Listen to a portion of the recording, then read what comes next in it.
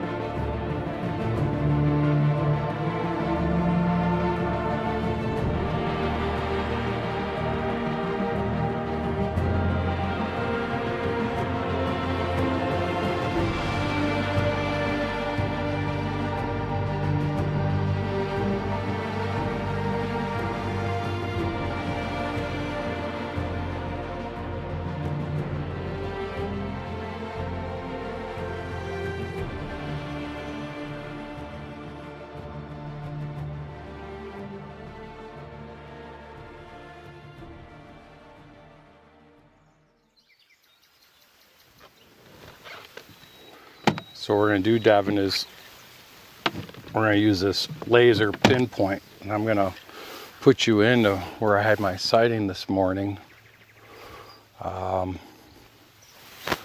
So I marked the spot. So with this laser, I'm going to paint the spot.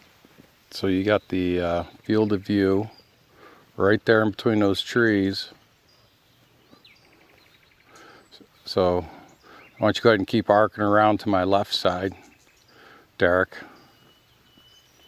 So what I saw was big leaves move here, and as I analyzed that, trying to figure out what was going on, none of the other brush was moving. I was staring at that, and then that's when I saw it pass through this opening going away, and I saw about yay tall in that spot. I'm going to set the center about yay tall in that spot was the head, but those shoulders covered almost that opening. The head looked too small, and I saw it back like it was, I saw it like this, and then going away I saw an up and down, and then I heard a muffled sound of a branch breaking. So in other words, a rotten branch right when it did the up and down. So in other words, I expect to find that broken rotten branch, but it's really nice in there, conducive for tracks because that's swampy. So I'm gonna walk Devin in. He's gonna listen to on his way in. He's got a black sweatshirt. We're gonna recreate it. He's got a tape measure. He's got this stick he's gonna hold up in the air, mark the spot. Then we're gonna go down to him. I got one more thing for you to carry if you want. There's the, do you want the machete? Yeah, to blaze a trail. I think you might be better off walking this sideline instead of that old maple syrup road. Maybe walk that sideline. It's up to you. You pick your way. So you can go ahead and head down. It'll take them a moment to get down there.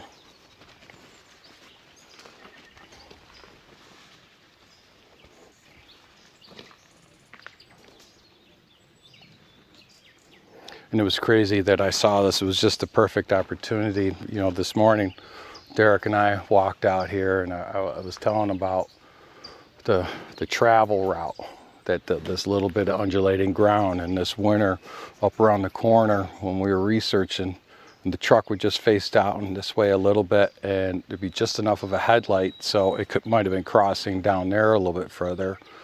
But Devin had seen it prior to that. Trevor was seeing it and thought it was like a red orb, but I'm starting to speculate that it was the side glow of their eye as they're walking perpendicular to our view, but glancing sideways and illuminating that one eye with the truck light as they crossed this road.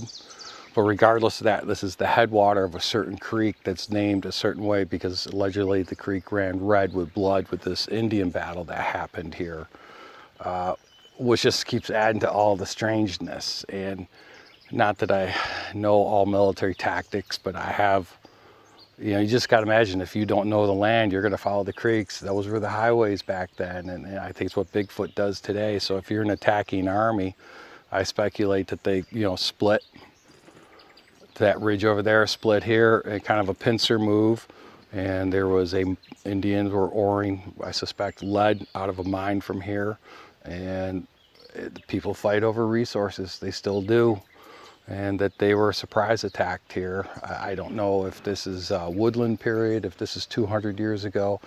I'm still researching those, but this is based upon the local folklore, in addition substantiated by the arrowhead finds down there, which I haven't found yet. I just haven't had the time to go look for them, but allegedly the grandfather and father always farming the field that used to be down there, found a lot of arrowheads. So this is kind of a double duty, and I was telling Derek about that and this terrain feature and such, and lo and behold, I'm looking down there, and that's when I saw those leaves move. It was like something had pulled a branch down to peer over it, and when I looked that way, let go of the branch, and I saw this. And being a hunter, I know that, hey, that's movement. So real quick, I was analyzing what the other brush around was doing. No, it was still just at one spot.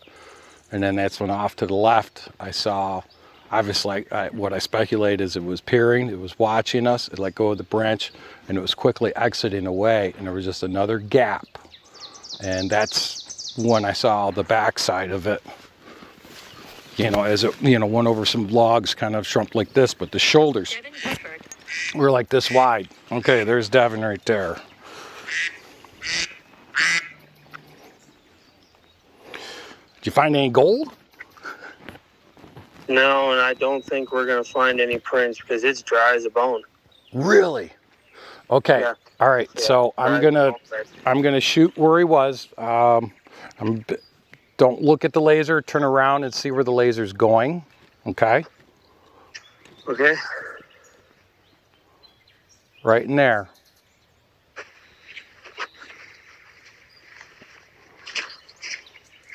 So watch your steps. Make sure you're not walking on the track too. All right.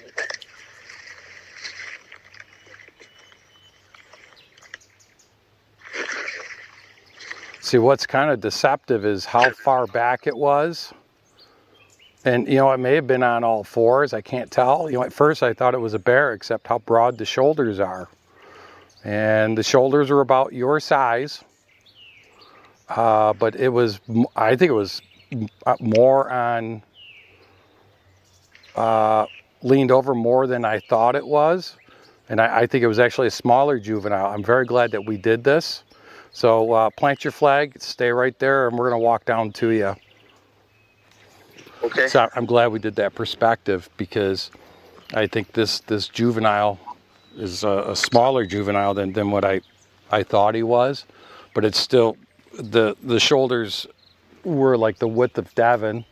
The heads was smaller, and it was lankier, and it was moving, and it was real nimble. But it was just what's striking is the head was smaller than Devin, but the shoulders were similar, and it was shorter. So in other words, it's a young juvenile, but still the freaking athletic build on whatever I saw. But I'm gonna go down and look for bear tracks. It's the only other thing. But bears don't have square shoulders, like as though it has football pads on with no helmet. And it was the jet black color, just jet black. And it was just so fluid in its moving. So when we talk about, you'll hear researchers talk about tree twists, tree breaks, so and being natural.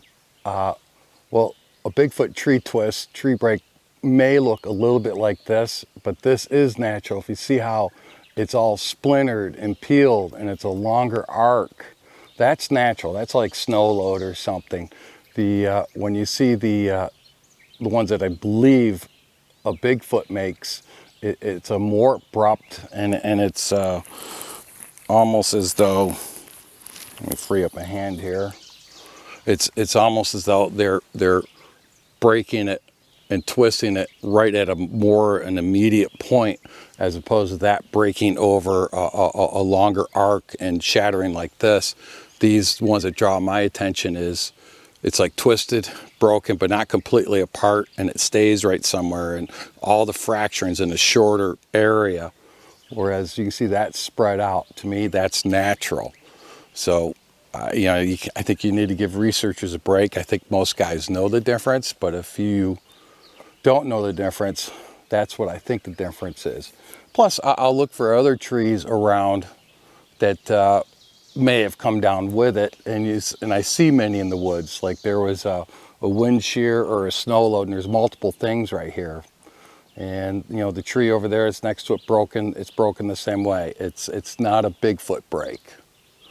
But it is something that we look for, try to debunk.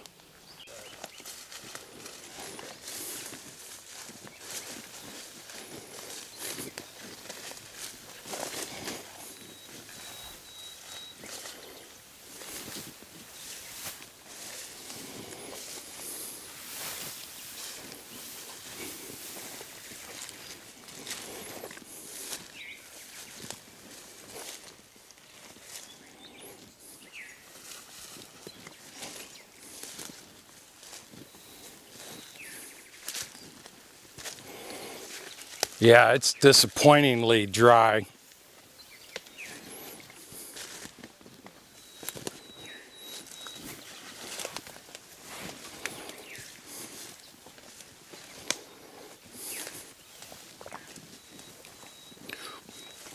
So what's difficult for me through this hole is to know certain how far back it was in this hole, you know what I mean?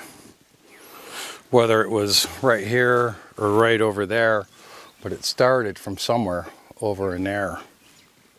And it would make sense that it's just gonna And it went, come back, yeah, because there's this falling down. It's just gonna Yeah. follow this tree out and then go back that way. yeah, So it would. And if it was me, I'd come out somewhere over here and then cut back.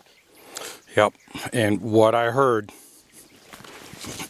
was that rotten log, as it went over something like this, that kind of muffled rotten break. Now I just did that, obviously.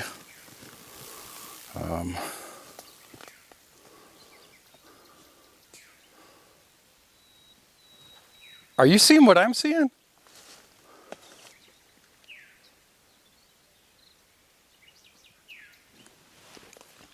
Tree twist, bow, bow, bow, bow. This is like a little hangout area.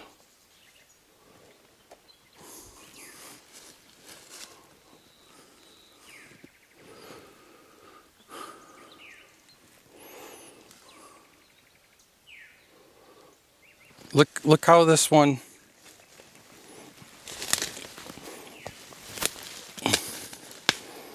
All right, yeah, you guys stay right where you're at.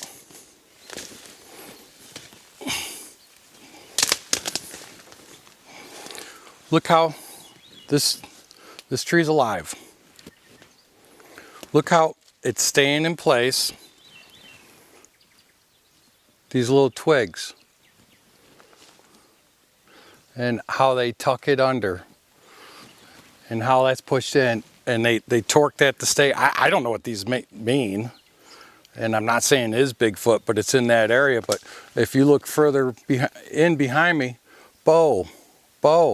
And look over there. It looks like a tree break. You know, two of the twists. I need to get a closer look at them to get the opinion. But this is where I saw something too. Something small. Like this is the little nursery area. Hey, you hang out here for the day. We're going to go hunt. And I saw a little one scoot off because I think it was smaller than what I anticipated. So just still be really careful if you're walking.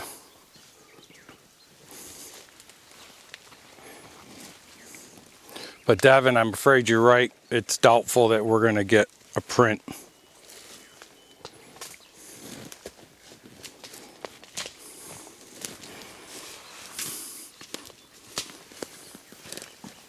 Why don't you guys stay right on my tracks until I can look in here a little bit more.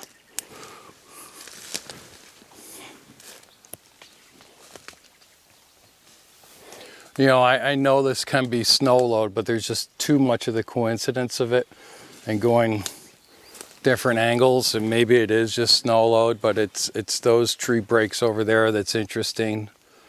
You know, none of it makes it fact, but it seems to be when I find one, you heard me say this before, I find more, and each one kind of substantiates the other.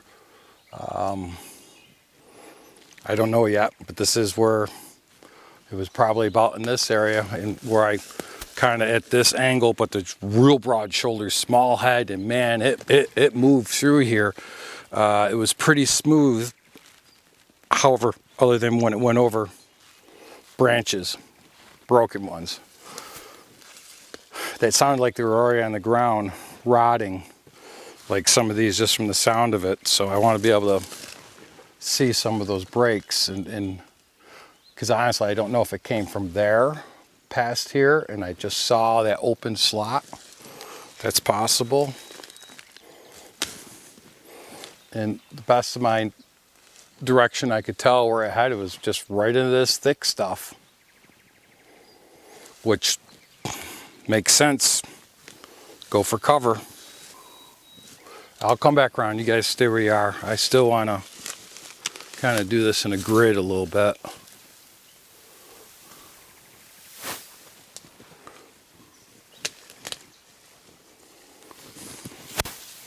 Because it started off over in this direction.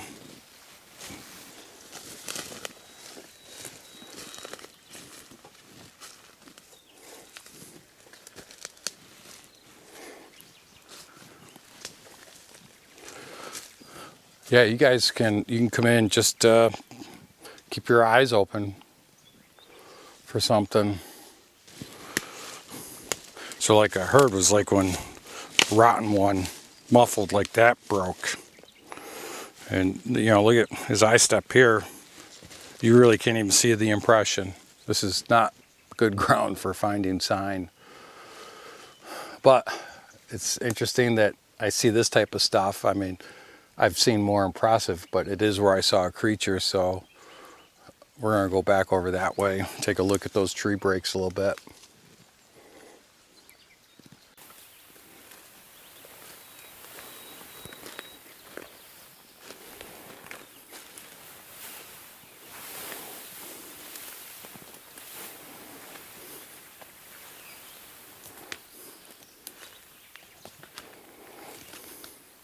You know, see that wear pattern, and this is, you know, what I expect. You know, these are, you know, the deer crosses, then it comes back over, and their hooves, they're knocking off the bark a little bit, because there is kind of a trail down here. I'm not saying this is Bigfoot, it's just what animals do. This is interesting.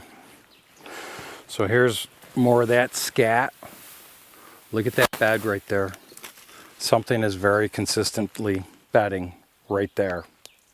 That's big. We need to look at that. Hey, Devin. I mean, it could just be a deer bed, but man, is that a consistent bed. And look at the size and the length of it. I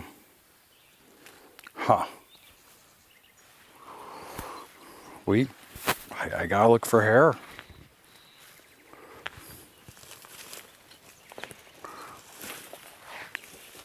You yell if you see something I missed. I'm just trying to work my way into it. I mean, more than likely it's just a deer bed, but that's so I would certainly expect to see deer hair in this. Yep. So this is a deer bed. Come on over. But I mean, they're gonna sleep somewhere, and they're gonna make a nice spot, and you can see the white hair. That's deer, and there's a lot of it in here. But they're gonna bed somewhere. So again, with these big grapes like this, that's a big mature dominant buck. Hence the size of this.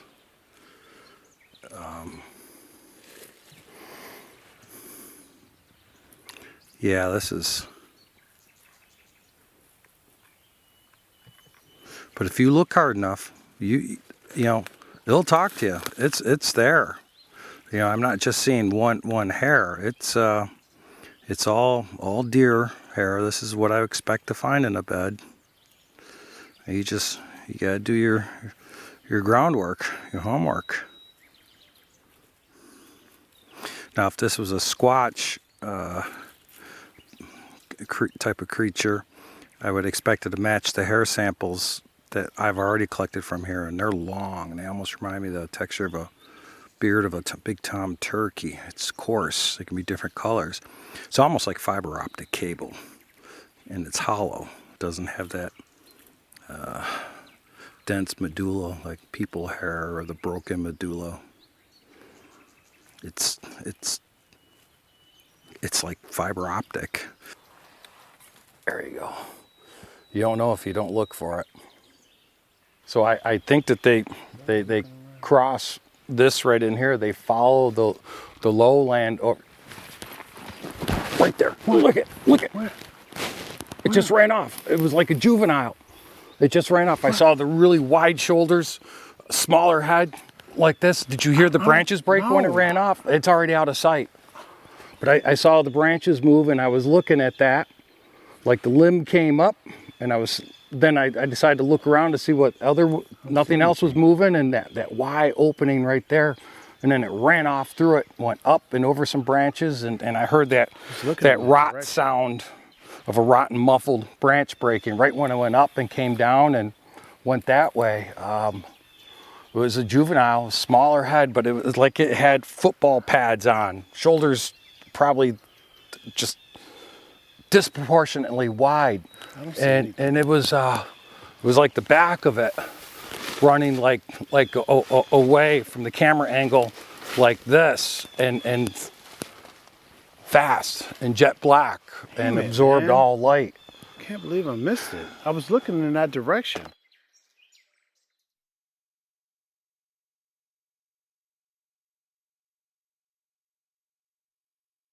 This is what I've recently learned from the farmer. This is the location to where he found 25, 30 sheep dead piled up in here.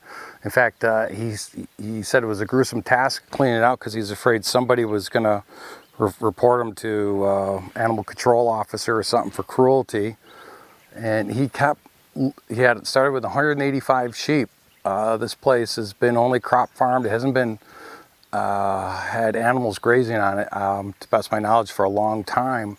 So he decided he's going to get some sheep up here. And in less than a year, he lost about 180 of his 185 sheep. And he would lose them in 20, 30, 25 at a time. He thought it was coyotes.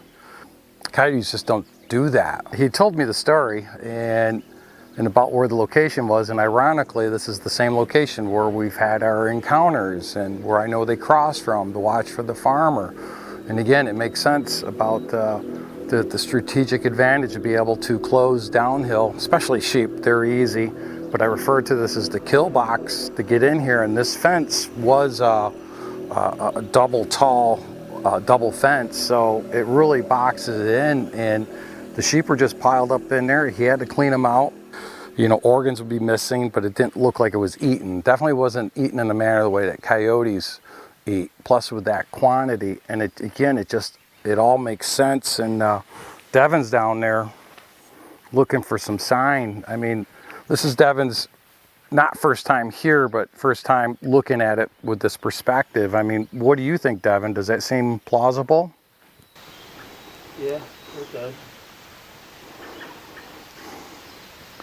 I mean, it boxes them, traps them right in. They come downhill and they hit a wall, they'll stack up, and that's what sheep do. Grew up on a sheep farm. I'm not saying I'm a sheep expert by any means. I don't want to be one either. And then that's what we refer to as the Valley of the Giants behind us. And again, I think the Bigfoot were walking up here, watching that farm. They knew the deer was there, the herd was up there, but what they're looking for is, you know, is anybody up there, because this is a remote farm that the farmer comes up here almost daily or every other day to check on his cattle. But nobody lives up here, but they're still checking for people, and then they'll do their knocks and their communications and such to one another, and okay, time to put the drive on and let's get dinner and work together, uniform, for the greatest yield for our calories and effort at the lowest risk. And that's how I draw this conclusion. I'm speculating, and gets it down to here. It just makes sense, but it's just a theory.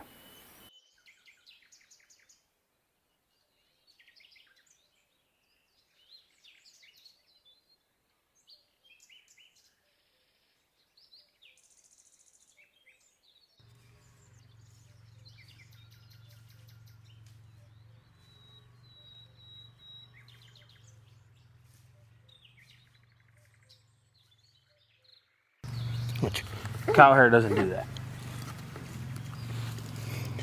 And why would a cow be back here anyway? I mean, they do roam around, but even if a cow brushed up along the side of the fence, their hair isn't gonna be all spread apart like this. Mm-hmm. Their hair is gonna be kind of matted together. Right. No, I understand.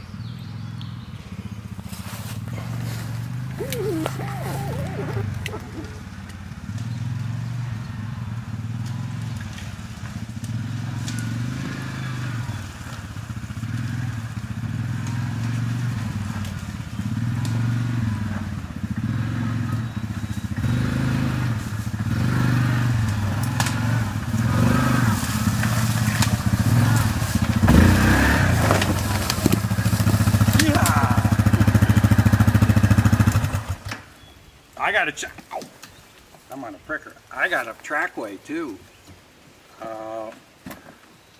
You know, it just gives foot size and gait. But as you can see, I almost went down on my butt so many times. It's like quicksand. You get stuck in there, and Yeah. so I did some There's a couple little spots here that you video put your documenting and everything. Yep. Now that hair, you haven't touched it. I can't even have you breathe on it, and you didn't tell me you didn't touch it with your tool. All right, it's.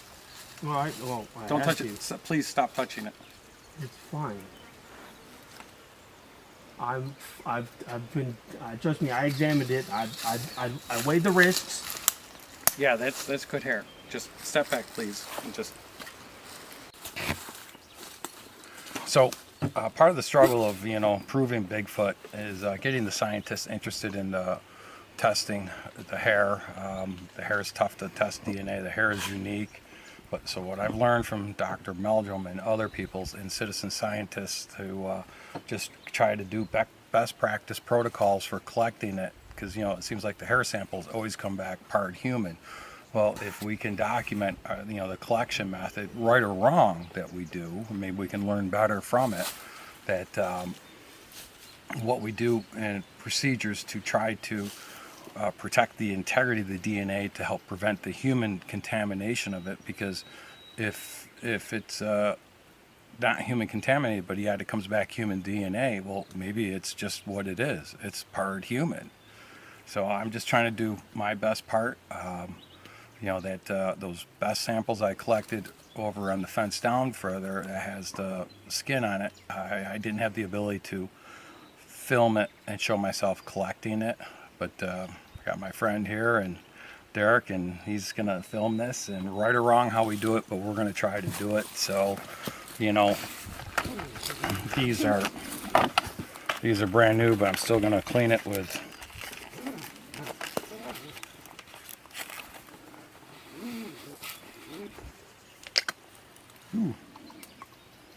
Jeffrey Meldrum's field guide. It's a good idea. I love the mental cueing. This is something I was going to experiment with. It's just basically urethane on maybe a dusty track to spray it to get it to firm up, and then put the casting in it. Let me see your multi-tool, Devin, in case we need to use that bar a little bit. In case we need to get close to it.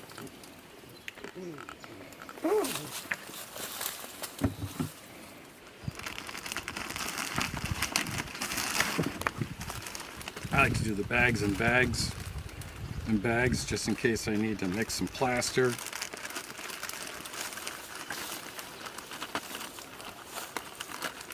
You don't ever store this stuff in plastic because it actually draws moisture out and accelerates the breakdown.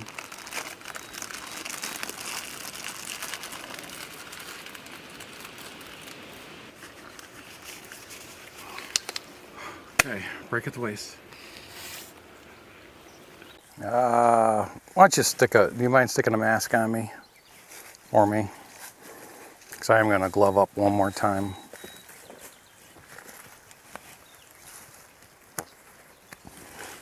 Thank you.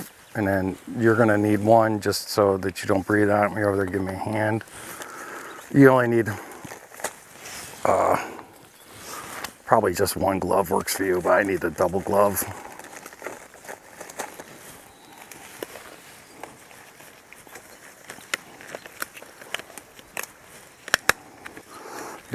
Your human hand, well, as long as you don't touch yourself with that, you're okay touching the tree, but with your other hand, would you give me a squirt of that stuff? I have you grab your tool.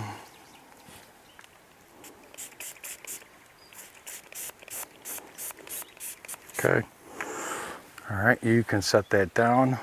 So what I can't have you do is touch or breathe anything on this. You're gonna catch. Okay. Yep, go ahead. You're gonna catch the hair. I might unfortunately have to break it apart, but we're gonna see what we can do. So this looks like, to me, this was crossing this way because knowing barbed wire, how it was wedged in there this way. So a little trick to getting the hair out is to unwrap it, unspiral it. So in knowing that, that kind of tells me this happened from outside going into the pasture. So to get this out, so I want you to do, Devin, with the sterile hand, sterile glove. Okay. Nope, don't touch that with that hand. Okay, your tool. Be prepared with the tool, but with your sterile hand and that glove, I want you to start scooping that hair from this side, touching the hair with the glove. All right, motherfucker, what do you want me to do? Again, with the sterile hand, grab the envelope. Okay. And scoop the hair. With the sterile hand, and then you never said what to Sorry. grab with it. You're pointing Yep. at the multi-tool here. But I don't want you to do anything with the multi-tool yet. Okay. I just want you to like see that hair down there, scoop it, and start putting it in without touching it. So basically, you're going to be my catcher. If you can get, yeah, those other little, yep, just like that. I'm going to use the brand new ones. And this is going to be the tricky part. You know, can you just pinch that like that with your fingers, the bottom of it, and hold on to it just like that? Got it?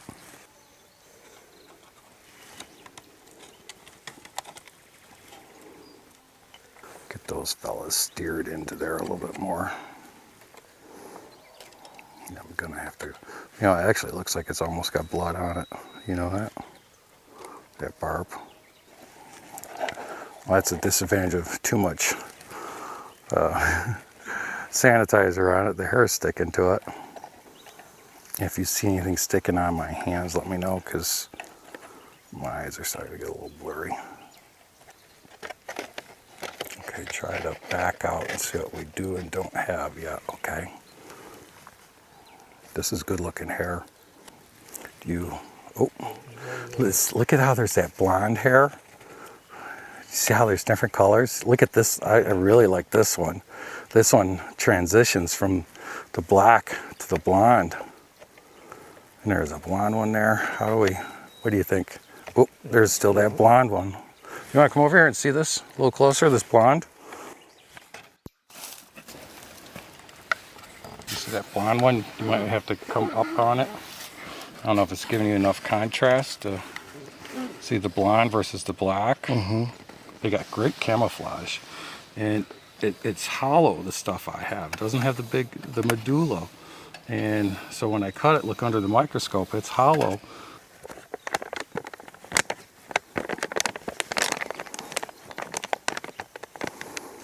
Okay, so what we need to do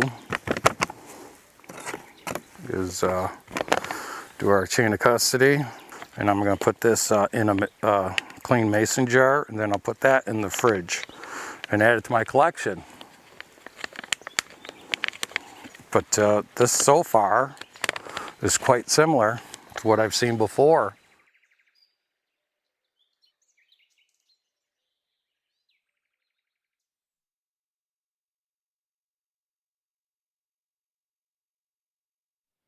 I've done some research. So there was a lead mine that the Indians had. We're assuming it's lead. About 100 yards that way, there was a battle. So we're located, Seneca's were keeper of the Western Gate, and with this geographical position right here, there's theories that this is the Western Gate that they're referring to, because it's the end of the Genesee River, it's the start of the Allegheny, and I believe the Allegheny goes into Ohio, and Ohio and the Mississippi. You can see how you can project power, but you got to protect that back door. People fight over resources. So there was a battle here. So it's got all the elements, and you know, the farmer has seen ghosts and things. I think some of it's Bigfoot, but there is some, he's seen some crazy things here. I don't know if those are spirit lights from the battle, but this is right behind us is Redwater Creek. We're at the headwater, and folklore, local folklore, is that the water ran red from all the dead and dying. Anytime, just like an animal or man, when you're wounded and you lose blood, you go for water because you start dehydrating. That's what your blood is. So it makes sense that it could run red. I mean, you hear that with the Civil War and everything. So I don't have exact proof that this is the location of that battle, but I do know that family folklore on this property, which has been in this Irish family since I believe 1868, was a Indian burial mound. I'll tell you the other unique thing with this place is, like in late 1800s, early 1900s, about 10 miles south of here, a doctor, a general practitioner doctor on his farm discovered a mound that contained bones, another mound with giants in it. And it wasn't just because the body decomposes and the bones lay out, so it actually looks longer. He had the data in millimeters in a metric system, which people didn't use back then, of measuring how long the femur was. And then this is another one of those stories. Where did they go? Well, it went to the Smithsonian, and those are all gone.